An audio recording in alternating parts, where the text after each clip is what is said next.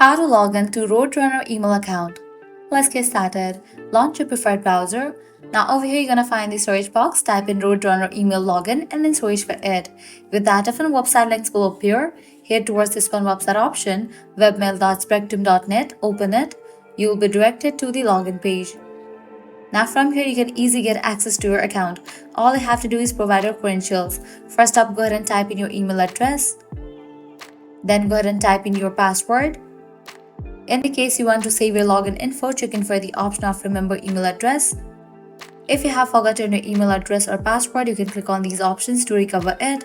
After you fill this, check in for the option of I'm not a robot and complete the verification process. Then click on sign in, and just for that you will be logged into your account. So this way you can easily log into Roadrunner email account. This was really simple and quick process. If this video was helpful, smash that like button, share and subscribe to our channel. Thanks for watching.